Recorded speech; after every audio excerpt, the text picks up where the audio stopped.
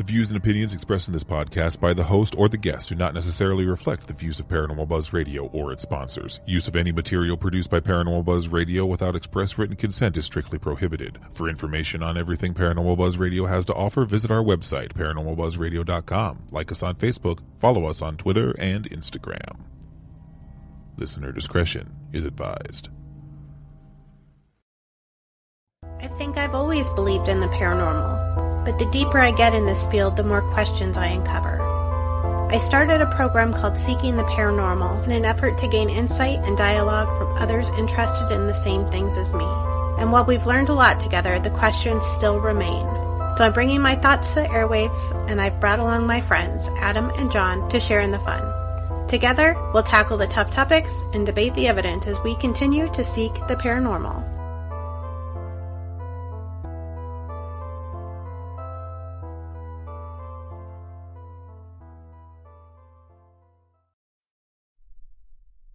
Happy Memorial Day, everyone. Thank you for spending it with Seeking Paranormal, or at least listening to us later. We appreciate it either way. We are on, I think it's episode 27 tonight, which is really exciting because we're getting close to 30. Who would have thought we would make it this long? Correct. We haven't made 30 yet. Come on. I know. I am jumping the gun a little bit.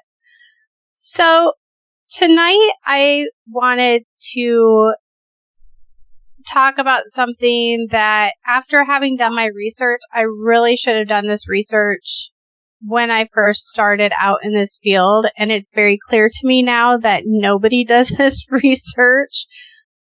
Am I allowed to interject a told you so here or not? You probably will have a few. And as I was reading, I said, God damn it. But that's fine. God,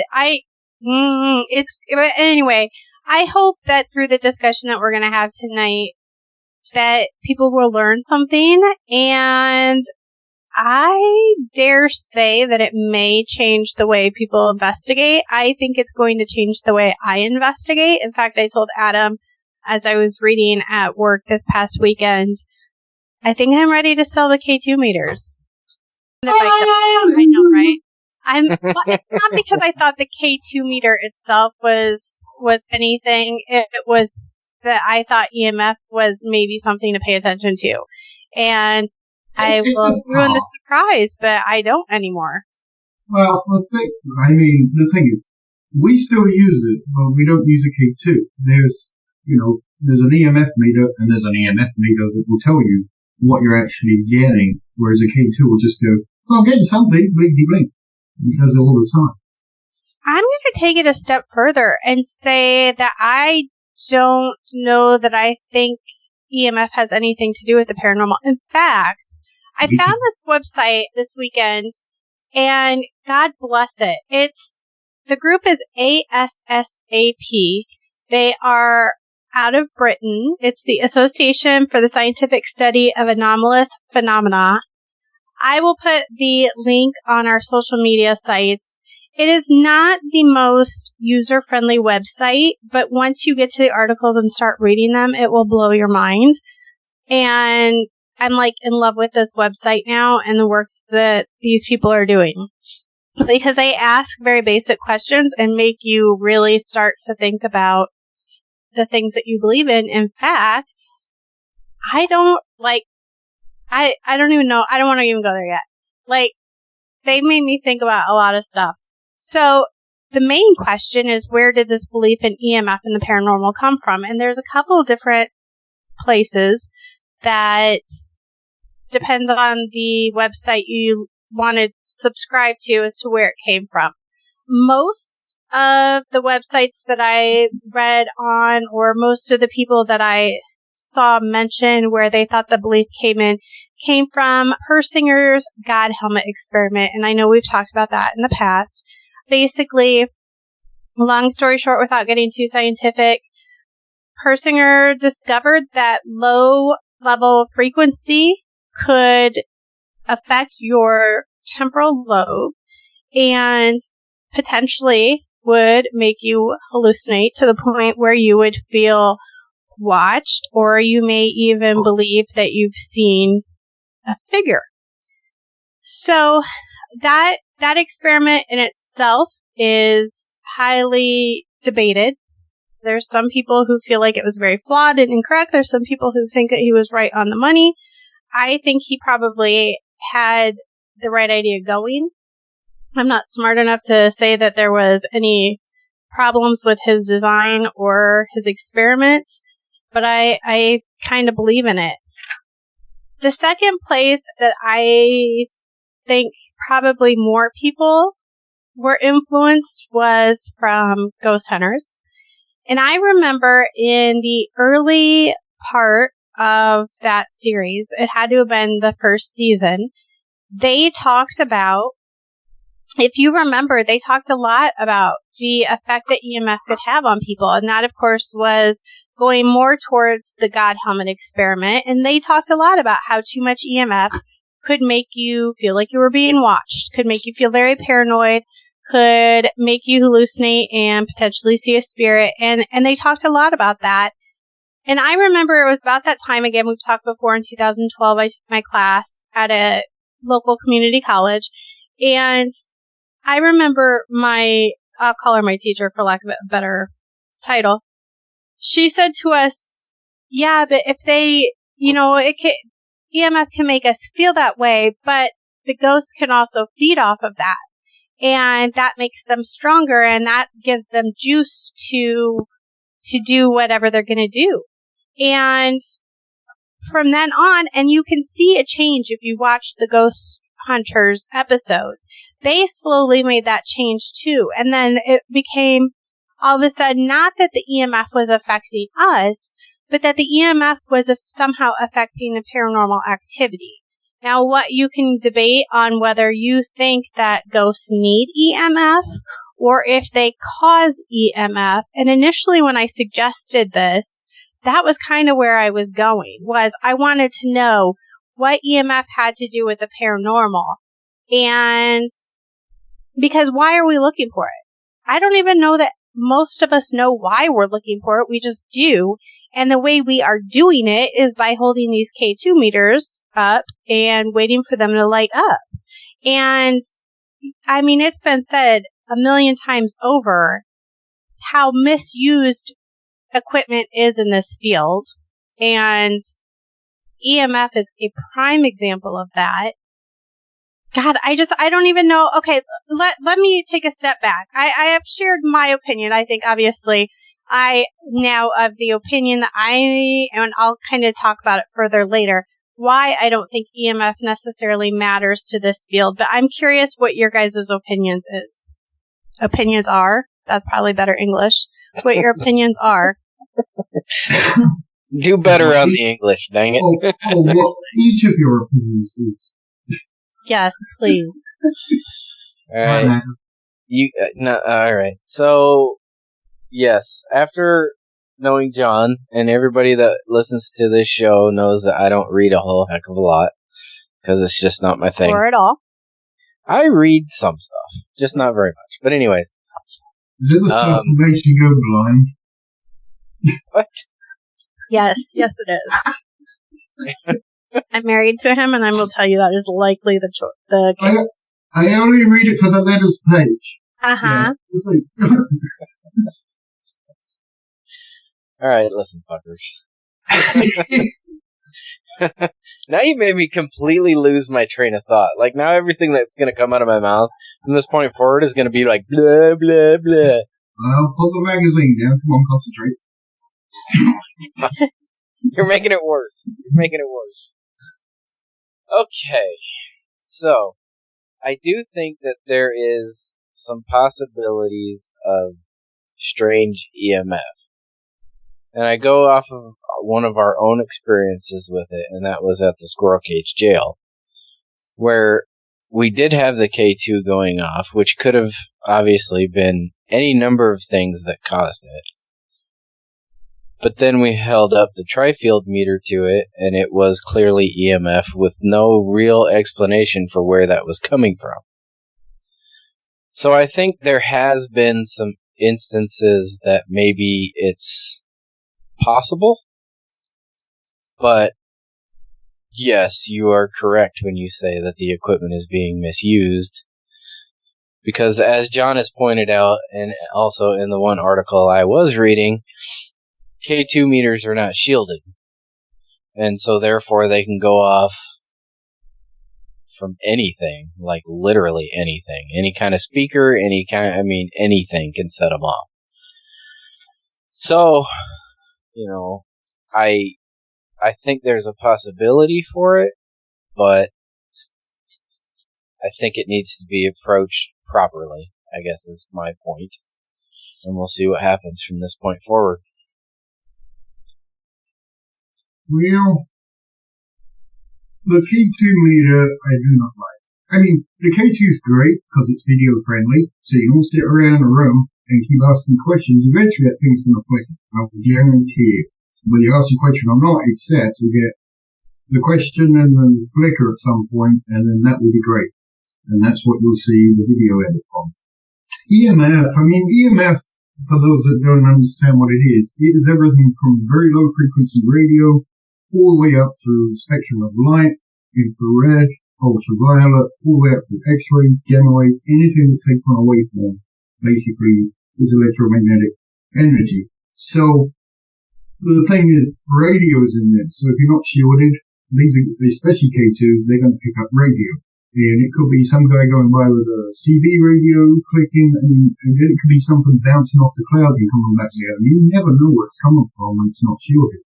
So, there were, when I was in the army, there were signals guys that said they'd heard World War II transmissions because it had been bouncing around the earth that long, and finally their radio picked it up, so they could hear those. So you never know what that's picking up. I've never been one of EMF goes on, ergo must be a ghost. And I can't buy that. Now, where I think it is useful, because we don't know what ghosts are, and if ghosts manipulate things, in what format they do that. My bottom line is, if ghosts do interact with something physically, they've got to follow the physical laws of the universe to interact with our universe. So do they use an EMF? Honestly, I don't know, and I don't, and nobody does. So for me, it's a tool, but I'd rather get one that actually works. And you can switch it to say, is it magnetic, is it electric, is it radio? That way you can, if something's going off. And we had that in the Ranger house, remember? Back by the mower, K2 was going off. Yes. And I went back there and my tripod wasn't going off until I switched it to radio. Right. And then it matched to K2. So that and the funny thing about that is a consistent spot where it always goes off. Mm-hmm. Which is, it's just weird to me because I'm like, where the heck is it really coming from? Kind of like you, it could be coming from anywhere. It could be coming from, it could be a convergence point from a couple of neighbors' routers coming in. Yeah. And you don't know. And therefore, I'm always, the problem with the EMF is there's so much of it around, from everything that, that's electric, puts out an EMF field, radio signals, everything else. There's so much of it, you cannot say, ergo, this is a ghost. But I do believe it's used for corresponding with something else. So if, I don't know, I always like 2 or 3 pieces of equipment to go off at once. EMF's one of them. If you've taken a baseline and let it run for a while and let it know where the parameters are, where this thing goes. If you see what I mean. Mm-hmm. Does that make sense? So if something happens, let's say your temperature drops 2 or 3 degrees, the EMF meter goes off. Okay. That's correlating evidence. I don't know what it is, but I prefer that better than sitting there asking, are you Uncle Charlie? And it flickers a little bit, going, yeah, it's a ghost. And that's, but we don't know. Why do we measure EMF? It's a very good question because, nobody, who said ghosts use electromagnetic energy? Because, Well, that's exactly the point. The K2 meter, for example, is made by a company, and hold on, I'm going to pull it up here. So The K2 meter was a meter that was created to test, basically to make sure that your house wasn't giving off harmful levels of electromagnetic fields, I guess. But it kind of was made to go more towards what Persinger was saying, that, you know, if you've got too many of these fields, they can affect you negatively. And if you get on Amazon, for example, there are a plethora of books that will tell you how dangerous these fields are for your health. I did not read any of them, so I can't tell you, and I'm sure they all have a little bit different variants on why. But basically, the K2 meter was created. It says protect your family from harmful EMFs. Sorry. K2 Enterprises is the company that makes this. This is just one product that they made. And like most of the things that we use in this field, it was never meant to look for ghosts. They created this product and, along with several others, started manufacturing them in 1987. So K2 Enterprises has been around for a little bit. But their meter is simply to show you how strong the fields are in your home. Now, obviously being more towards the green side is considered safe, and more towards the red side would be considered dangerous or too high, for example. The problem with the K2 meter is that you don't know what you're measuring. Are you measuring electro fields? Are you measuring magnetic fields? Are you measuring radio waves? You know, nothing is really on there except sunlight, and you have to trust K2 Enterprises has set this up to give you accurate information. Unfortunately, they're not, in my opinion anyway, even for the purpose that it was created, which is to find these fields. Now, that said, but even when they hit red, though, that isn't how I feel. Well, that's what I mean. That's what I mean. Now, it's helpful in some cases to show you where some of these might be, and an example of that would be, you know, maybe around your bed. So, the way Persinger came about his experiment was there was a female in her teens that said that she was being visited by spirits at night, and I think she even went so far as to say that she was visited by God at one point. And it was through her claims that they created the God helmet and showed, you know, that maybe this was affecting her temporal lobe and making her have these hallucinations that she was being visited by these spirits. And then they started to look at things around her bed. And the alarm clocks do, I mean, they really do. They do give off higher electromagnetic energy. You know, your cell phone your cell phone charging can do that. If you actually had a good meter and checked around your bed, you would probably be amazed at how much energy is buzzing around your head. No wonder Adam can't sleep. He's got a ton of shit on his bedside table. Yeah. But truly that can affect us. Now the question is, are we running into these low frequency pockets, I guess? Because that is supposed to be what affects our temporal lobe. Are we running into those, and that is what's making us feel like we're being watched, or are we really being watched? I mean, those are valid questions. There is proof that works, because every time I work on a laptop, someone's taped up the camera. So there's EMF coming out of the laptop, they're thinking they're being watched, and they tape up their camera. I think that's what's going on. Uh-huh. Yep. Just put on my little hat. And like John kind of said, everything creates these fields. And you know, one article that I read suggested that a lightning strike in another state could even be affecting the fields that we're getting when we're doing an investigation. That's how crazy all of this stuff is and how it works. And a lot of the fields that we're finding are natural, but it's hard for us to, we always say rule out the obvious, but unfortunately, myself included, too many of us are too naive to know what to really be checking off that list. If you're in a building that has, God, I'm just, God damn it, what's the word I'm looking for? I don't know. Basically, any type of electrical equipment will give off these fields. But, wires and pipes in walls and floors can definitely give off EMF. And, I always think back to the school that we went to, which is no longer a school, it's Viola School. And there's definitely no electricity in this building whatsoever. And so when we went in there with our K2s and they go berserk, we were just like, oh my God, this is the craziest shit. Why is this happening in this derelict building that is near ruins and there's no electricity? And now after the research that I've done this weekend, I'm a little disappointed to find out that it probably did have a natural source. Even though there's no electricity in that building, we still can't take out what's happening naturally in the world. And I can't say that was paranormal. In fact, probably very normal. A good example of that, if you can get your hands on, because we built one, like a Tesla crystal radio that Nikola Tesla built. Wait, like, they're kind of easy built if you're a little bit electronics. Otherwise, I think you can buy them on Amazon for like $10, $20.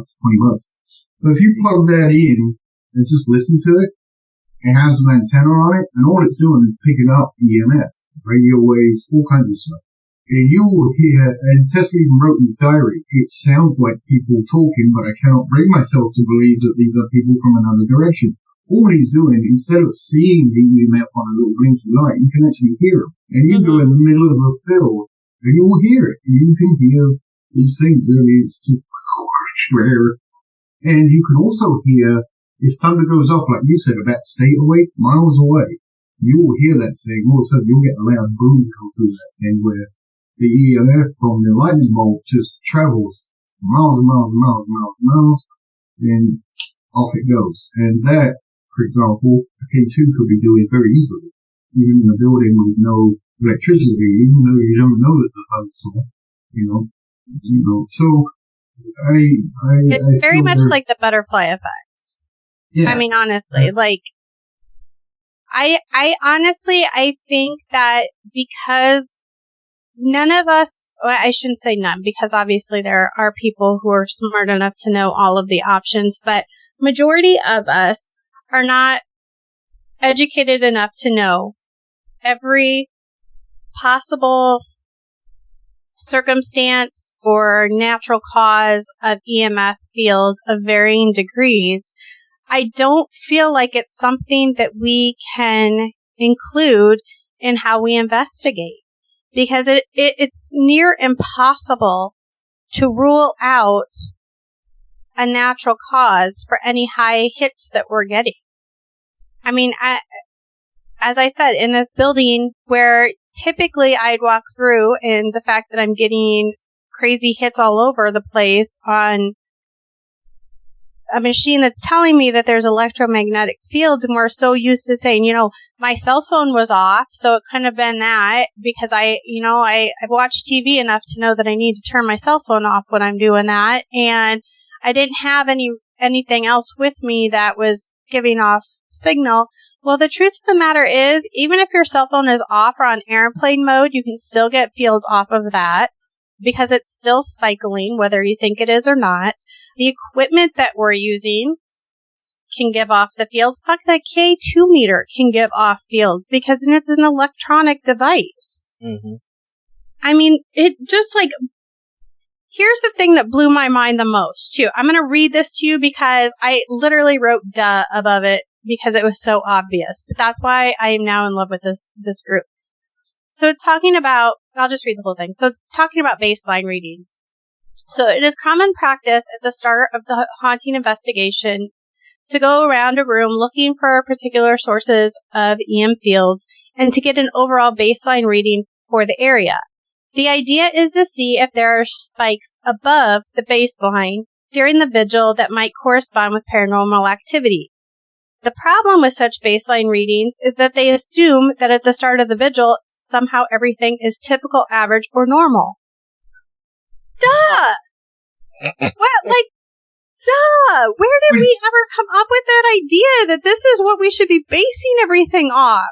That's what led to my idea is you visit the same site multiple times and record everything. From that, you can kind of work out a baseline. Because I was there on this day, it was jumping around here. I was there on that day, it's jumping around. But you're quite correct. It's, here's a little thought. When you talk about this company called K2 Industries that builds the K2, I mean, what a better marketing ploy to start selling more of your devices. But they didn't. The paranormal community found them because somebody got it in their head that EMF was important to the paranormal community and found these because there weren't a ton of people making these devices. They just didn't stop people from making them. But they didn't originally start marketing themselves to the paranormal community. We did that on our own. Well, no, I'm saying that we know of. Hey, corporate people think a lot about how can I market this to be used for something different in order for me to sell more of my product. You can't tell me that that's not a possibility. If you go on their website now, it doesn't say anything about paranormal activity. It doesn't have to. I'm just telling you. I know, I'm just saying. I honestly, I think most of those corporate people think we're all idiots anyway. I don't, honestly. And maybe that's changed now, but I don't think that was ever their initial intention. Yeah, but prey on the idiot. I mean, that is my opinion. I don't think it ever started that way, and I don't think that's been their intention. Maybe now. I do have an issue with the people that build K2 light meters and call them, ghosty meters and have the bleepy orange light. And that's it. You push a button and it just beeps. And they know exactly, they built and designed it, they know exactly what EMF is and what it's like. They build this and they slap the word Ghostbusting, whatever, pick your name on it. And that is deception. I'm sorry, that is. K2, they're like, oh, that's great, these lunatics over here, but, our sales are up 10%, there's a bunch of people in dark room buying their stuff. That's fine, we didn't tell them, it's fine, ghosts, they just think it would. I got nothing against that. But when people start building it and then saying, ghost hunting stuff finds ghosts, which I'm afraid is my problem with digital dowsing. When you read their verbiage on their marketing, I say Bill Chappell's a very clever engineer, but he also knows being a clever engineer, that a lot of stuff he makes and sells is no, not ghost finding. One suggestion that ASSAP had was, in order to get an accurate baseline reading, if in fact you were going to include EMF in your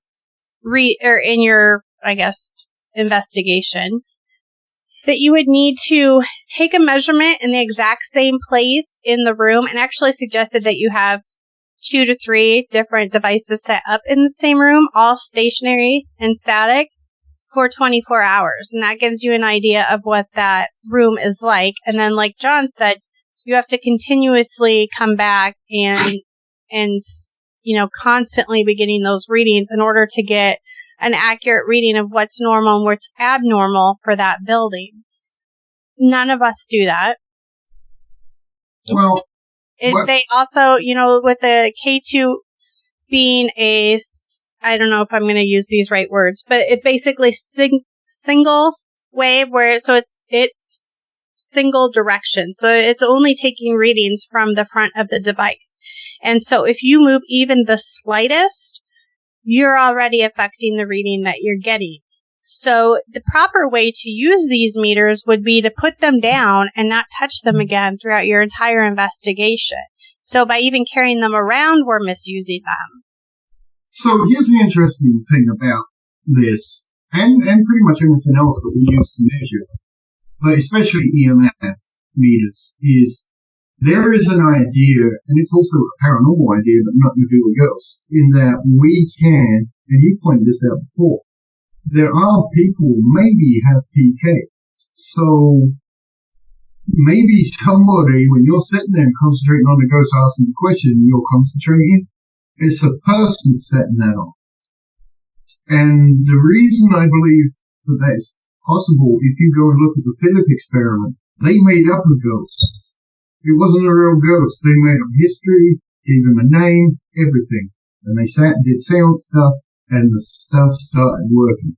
And, yep. You know, so EMF as well still doesn't prove a ghost, if you see what I'm trying to say. So I don't know. I mean, it's fun.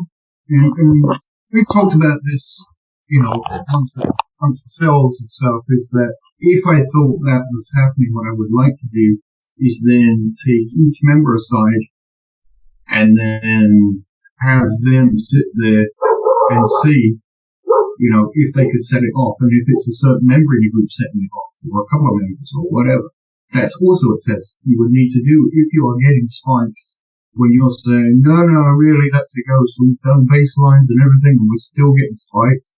I would then take a member of the group aside, and then, you know, everybody will out these members, then the next member, and then see if it's a member setting it off. So, there you go. So, that's still paranormal, don't get me wrong, but it's not a ghost. So, EMF does not equal ghost until we start slicing off what it could be, if that's what we're getting. But I don't believe that's what we're getting. Adam, no. No. I was giving Adam an opportunity to chime in. I don't really have much to add to that, honestly. The only thing I would say to that is that if you get people that truly believe in the K2 going off because it's a spirit, the minute you bring that one member in that ends up setting it off, they're going to say it's because the spirit's attached to them. That's correct. And then there's no help. I mean, there's no help. You're never going to convince them anyways, which is fine. But I mean, you wouldn't be able to do it with a random group of people. You would have to be with people that you investigate with. I've come to the conclusion, and it's made me a bit less snarky. It's broken into two kinds of people. There are people that really do investigate. So people that get that are going to do that kind of thing. They're going to say, okay, let's bring members in and see if it's that simple. There's another group of people that want to experience. And they've had this wonderful experience, and they do not want to run it down because it's going to pop their bubble and ruin their experience and their stories gone, if you see what I mean. So, but can't you do both? Like, I feel like I do both. Well, you do. You can do both, but some people don't want to ruin the experience, and some people still have the experience, and then go, okay, what caused it? And the nice thing is, real investigators only get about 1% of stuff where they go, whoa, wow, was that really? Did I really see that? You know, yeah. I can't explain it, and I've used the best ways of explaining it. And some people don't look any further than, oh, look, it went like that after we asked the question, therefore it must be else. Right. Because I will tell you, as I read these probably 50-some pages of articles on EMF, like the one thing that was a consistent question was, number one, is it power of suggestion? Because, as we've talked about before, we go into all of these places already assuming they're haunted, wanting to have the experience. That's why we go to places like Edinburgh, for example. We're never out there to find out if they're haunted. We go out there already assuming that they are. And in fact, while y'all are listening to this on Monday, Adam and I will be at Waverly Hills in Louisville, Kentucky. And I'm not going there to prove the place is haunted. Whether I'll be that person and I'll tell you I'm going because I assume it already is. And I'm pretty much going to have an experience. However, that said, I am going to try to conduct a reasonable investigation.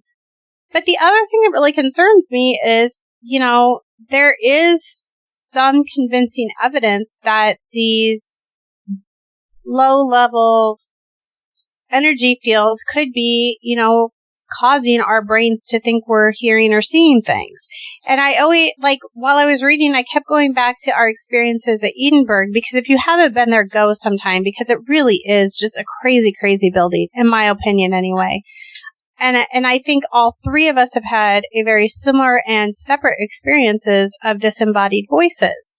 And unless we are all being affected at the same time in the same way by low-level EMF fields, we would have all had to, unanimously hallucinate. For example, the time that Adam and I in our group, See Paranormal, was there, and we heard what sounded like a large group of people. Or John and his friend, when they went and were sitting on the stairs and listening to kids. So it's experiences like that lead me to believe that there's still something more than just us hallucinating because of these EMF fields. But it really makes me more cautious now, I guess, being more aware of how that could potentially be affecting us. Like I say, for me, the voices were the 1%. The problem is I didn't get any record or measurement of it, and it irks me. It vexes me greatly. So now I record everything. Yeah. Well, so ASSAP also said, if you're going to be using electromagnetic fields, here are some questions you need to ask yourself. Do ghosts really emit or disturb electromagnetic fields?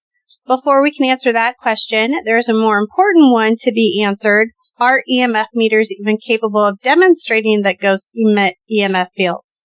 And before we can answer that question, we need to ask, do ghosts even cause hauntings? That is when the top of my head blew off, because I don't know that they do. I kind of think that ghosts and hauntings are two separate things now. Because, again, they ask just these very basic, obvious questions, and you're like, holy fuck, you're right. But of all the things that we see happen as part of hauntings, we hear knocking on the wall, or we hear footsteps, or we see evidence that something has been moved, or any of this. Nobody has ever witnessed a ghost doing these things. Almost every single time somebody says they have witnessed a full body apparition, it's usually just standing there and not doing all the things that we associate with a haunting. So I kind of think they might be different. So that really blew my fucking mind.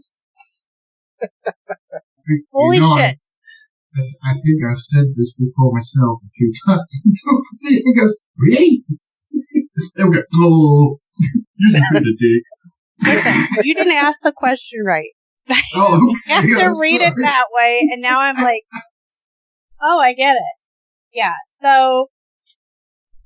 Well, and then, to make it even more complicated, which I love doing, if you go and you study anomalous psychology, that will really blow your mind. Because a lot of that, you can agree that, yeah, maybe that's what's happening inside my head, because they're not, And the nice thing, if you watch anomalous psychologists, they say, the good ones say, look, we're not saying it doesn't happen. We're just saying, okay, could it be this? And they go and they look at it and they say, all they're trying to do is rule it out, But they're very good, they're psychologists, and say, well, okay. And then they do tests, Like, I don't know if I explained the dowsing test before, where they hide dowsing things and, yeah. So, but at the end of it, a big chunk of the people will not agree that they can't douse, even though it's been shown that they can't to them, statistically. But, As I mentioned, I won't be probably looking for EMF any longer, because I don't feel like it is really anything that's going to help my investigation. For those people who want to, what would you guys suggest they do? Or what's a good way to go about that? Or what are reasons to? I don't know. Answer any or all of those questions. I'm confused. What? No, and actually we're working on this. Myself and another guy called Shane Feig, when we go to Farrar, and he's much better at electronics and programming than I am, so he's doing it. But the things that you take to measure, make sure that they measure in increments. So say every 3 to 5 seconds, and they log it, and it just keeps measuring. So the EMF meter, the temperature meter, we're putting in the low frequency sound meter in there. So they measure, and you just leave them. And they measure, and they measure, and they measure, and that's it. And then what you can do is, you can have your session near it, that's fine. But the nice thing is, if you've got a continuous measurement, and you can put it in the database, once it's in the database, you can figure out the mean number and where there are spikes, and if there are spikes, and when they are. And then you can correlate, hey, look, the temperature went down, and the EMF went up right at this point, at this time, and you know what you were doing at that time, hopefully. But if your meter is not connected to a computer to constantly have those readouts, how then do you utilize that information? Keep a camera on it. I mean, yeah, it sucks. That's why they're not, normally they're set pieces. You all sit in a circle, you pull it out, you go, ba, ba, ba, and either it goes off or it doesn't. But you only remember when it goes off. You don't remember all the time it doesn't.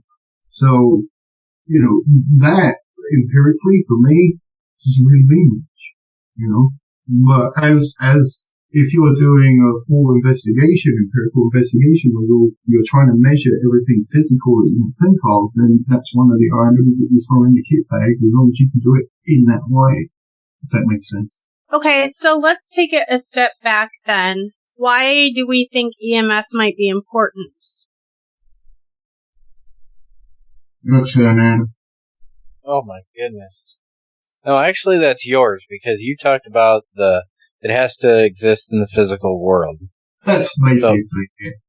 Well, I know, but I'm just saying, elaborate on that a little bit, I guess, for me. Just so I have a better understanding. Okay, so, let's say, once again, you have to have an hypothesis of what a ghost is and how it does what it does, which we don't really have, well, some do, but if they do things like footsteps, they've got to actually hit something hard enough with force to create a sound wave, or if they move something, they've got to physically move it.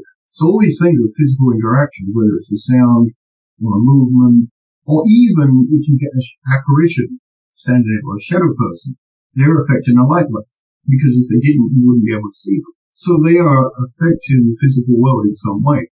Now, what we've got to try and work out is, if they're there, at least for me, if they're there and that's happening, how are they interacting with it? If you can nail it down and start getting a measurement that correlates with a paranormal activity, and it's hard and it's not fun, is the thing for most people. But if you can get that correlation, you can start narrowing it down and then going, okay, this is, these conditions, this is what we're looking at. And then you can get a better hypothesis of not what a ghost is, but how it interacts, I guess is what you're looking at. And EMF is one of them, because EMF is wave energy. So, and particles can act as waves, in instances. So, that's where I'm at with the EMF meter. Now, the problem is the EMF meter you can buy on the normal market has a very narrow range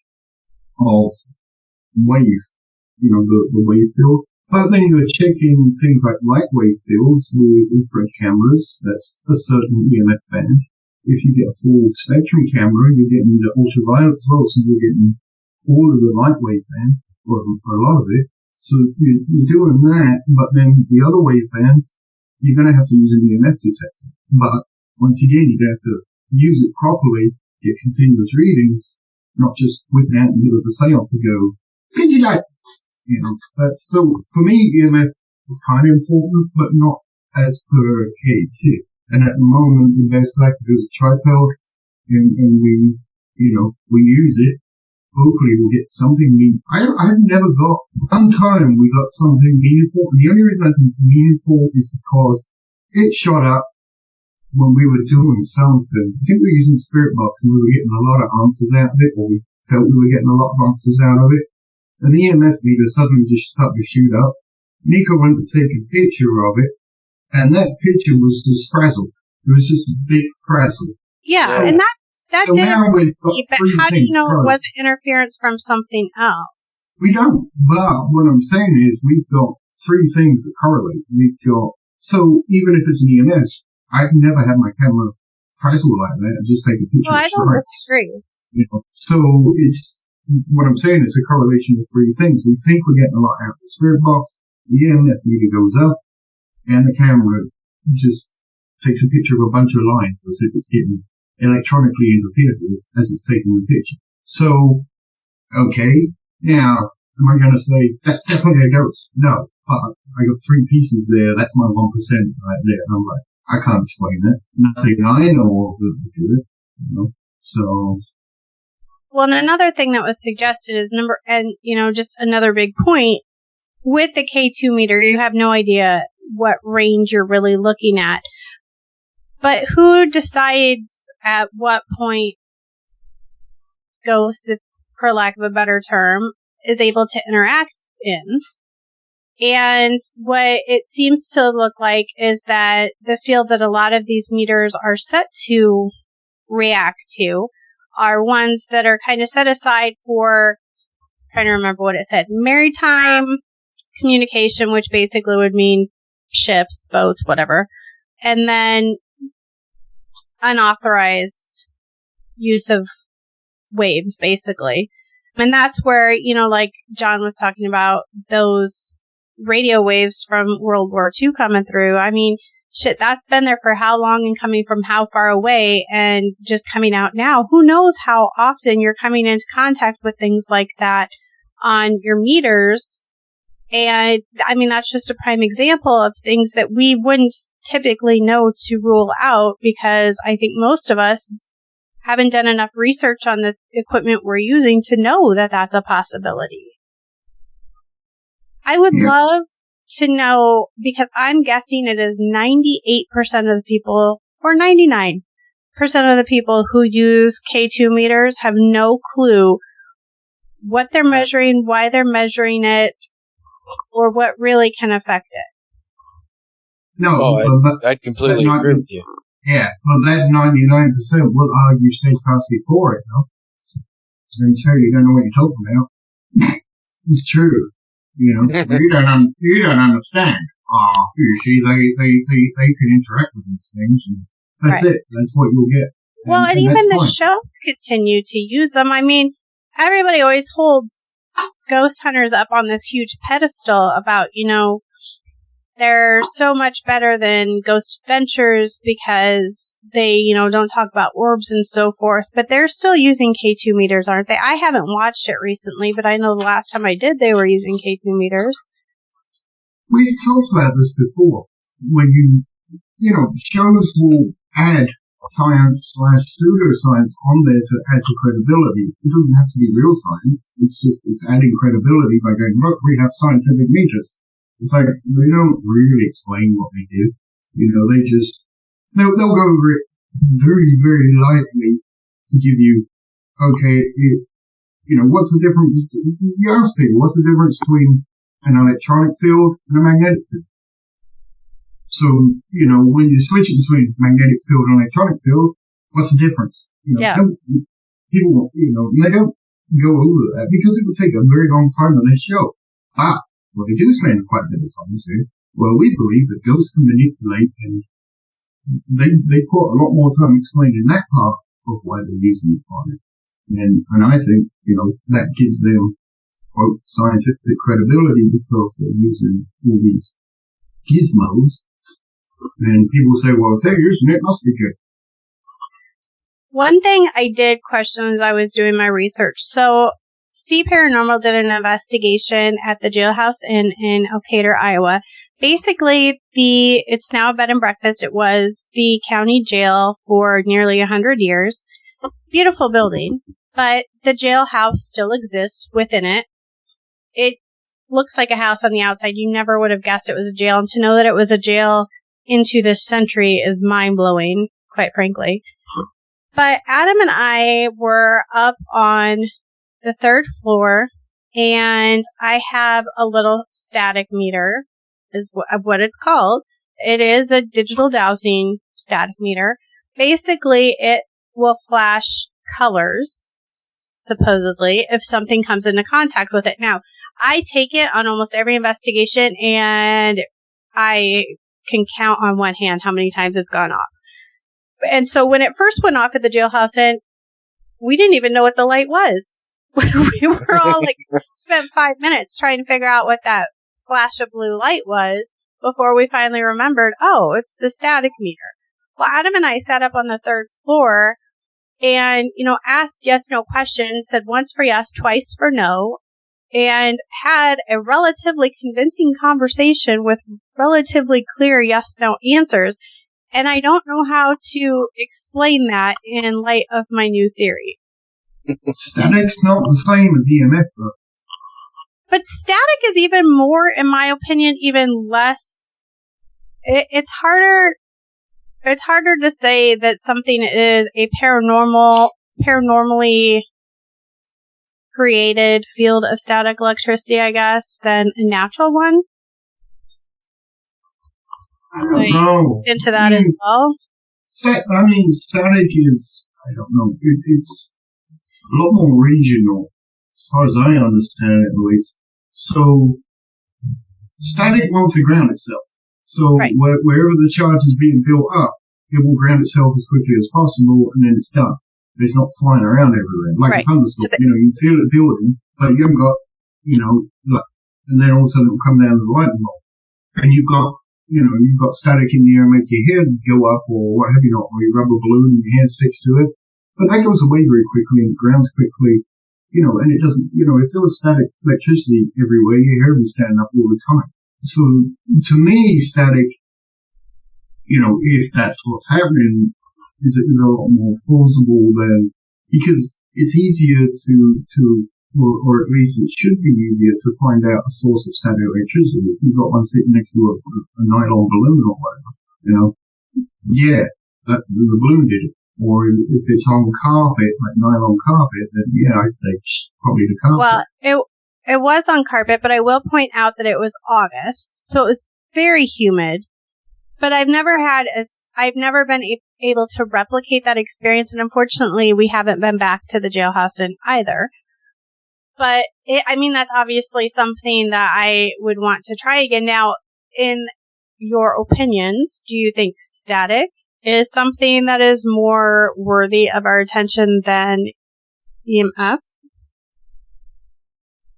Yeah, probably. Honestly, I think it's worth, trying to devise something a little bit better to pick it up, something that could actually measure it, the amount of static.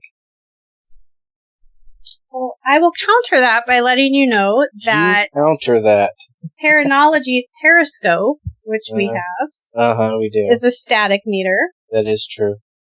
And it's supposed to, the theory behind it, sorry, I'm looking through my notes. The theory behind it is that, I have it right here, I will tell you. Static fields are natural DC electric fields that can be present on an object or a human. They can exist in the air, especially during a thunderstorm. Static fields are different from magnetic fields, which most meters in the paranormal field pick up. Magnetic fields are used widely throughout today's technology and therefore can make a meter false. Since the periscope detects static fields, it is less likely to create a false positive. The point behind the periscope is basically to tell you what way static electricity is moving left to right. I don't know. What are your opinions on that? I got a couple of ideas on that. First off, if it's the one I'm thinking of, isn't that the one in the 3D printed housing? Can you see? Yep, that's it. And all those things sticking out in the housing is basically nylon. So every time you touch it, if you rub it or touch it, guess what you're causing? Electricity. So, if I was going to do it, I wouldn't put it in those materials. The second thing is, if ghosts were made of static, the problem will be, how do they not discharge? That's the problem. So, if ghosts are paranormal, they generate static electricity, that's fine. But how do they stop that static electricity from grounding once they're generated? Once again, it's paranormal. Maybe there's something we don't know that lets them do that. So, for me, EMF or static, they're both tools to measure something that could be, we don't think there is, maybe there is, we don't know. So just measure, and see what you get. I don't know. Okay, so there are also people, I'm just going to put this out there are also people using negative ion counters to try to, same way that they are using EMF detectors. And I read about one article enough to fill me in on that. That is ridiculous as well. Stop doing that. I do have a question now that I need education on. And perhaps the answer is in no way, but I don't know enough about 5G. But along with all of, these books on how EMF is destroying us and killing us and giving us cancer and so forth, there were several that included 5G in that. How does 5G really affect our environment, and could it be having an effect on the equipment that we're using, or could it be having an effect on the paranormal field in general? Can I take this one? Because the 5G one really irks me that it's causing COVID. I did not say that. I know. For the record. There is a lot of people that do say it. Here's the water table on EMF versus health. And I know there's probably going to be a lot of people who don't agree with me. We've been studying the effects of that very heavily since the 80s when the phones came out. Mm-hmm. And WHO and lots of other institutes have said it's fine. There is some evidence for people that use cell phones all the bloody time that they have, if they develop a certain type of tumor, it's always in the same side of their head as they hold their phone. That is the only correlation we have found between EMF and actual bodily harm.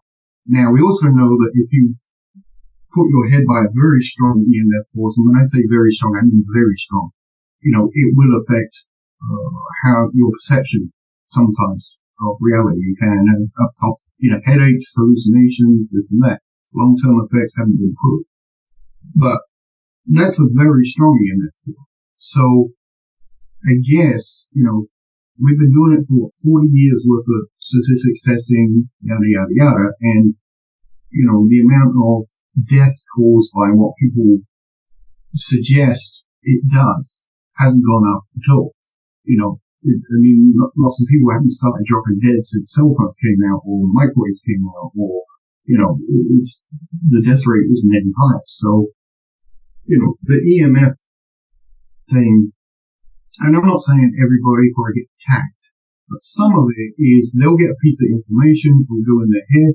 Once again, you get what's called animalistic psychology. It's in your head. You feel something. You go, oh, it must be, and I remember when in the gas meters, they put those chips in there so they just drive by and read them before the gas meters. People were going, well, I can't sleep now since they put that in, which is scientifically, no, it doesn't work that way. But you're not going to get that idea out of people's heads. So, and it hasn't been proven, and there's no statistics, but people will report it because it's the same as people won't take vaccines because, hey, that will give you autism. So, okay, that's not true either, but how many anti-vaxxers are out there?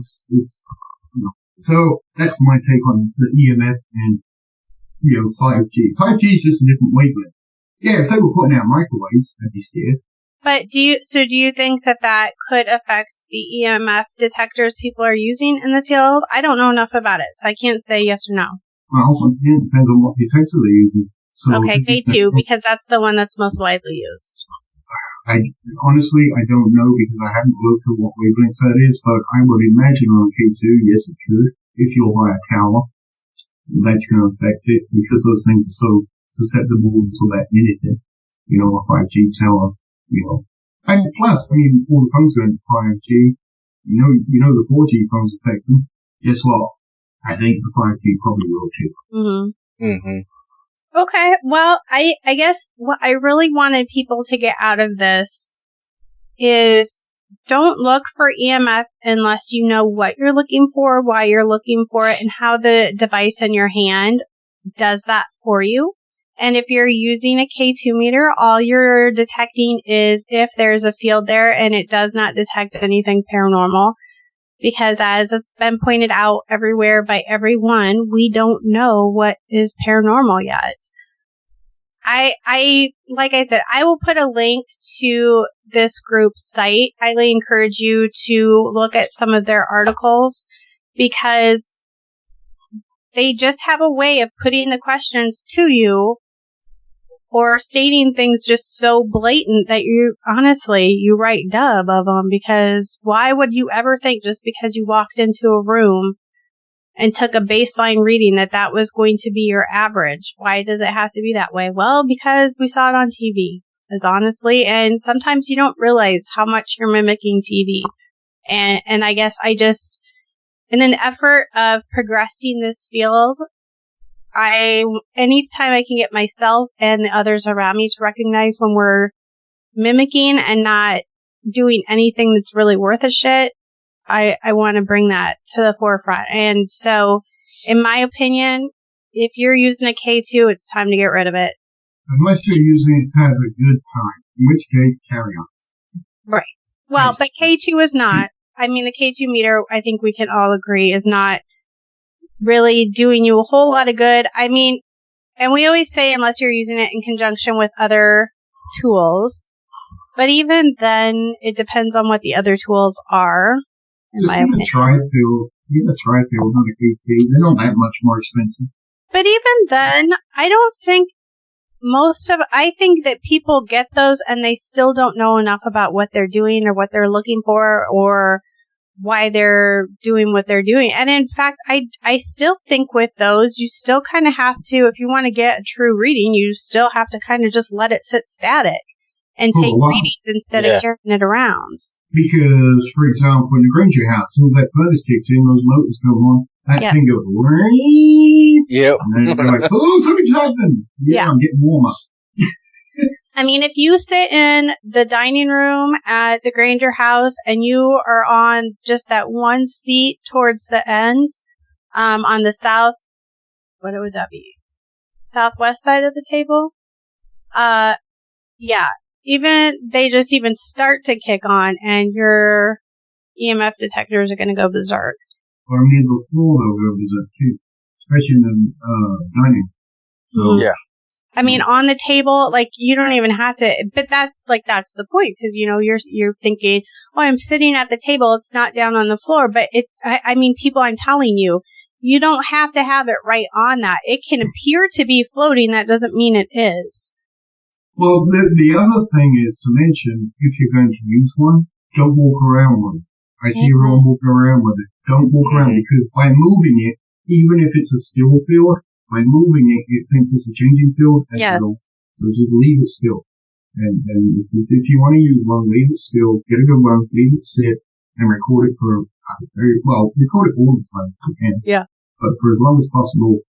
And then if you get a spine that correlates with something else, maybe that's meaningful. And I think that's why, you know, as far as the EMF detectors that we have, I will probably continue to use the EDI meter, because that at least gives you EMF and temperature. So if you could see both of those change at the same time, that might be a little bit more significant than just one going off. Possible. I mean, that's at least you've got two things. Plus, I mean, people that do this, we got budgets. So we can't go out and buy the expensive crap or have someone make it for us. So it goes with what you can afford. But as long as you can understand what it is, what its limitations are, what it's for, that's fine. Go and take the best records you can with it. But, it's the whipping it out in the middle of the seance and going, like, I don't know what a magnometer is, but that's what this group suggests using, and apparently it's not at all inexpensive. It's very expensive. No, do you know what the cheapest magnometer is? It's a compass. Just get a compass. Oh, yes. Okay, thank you, yes.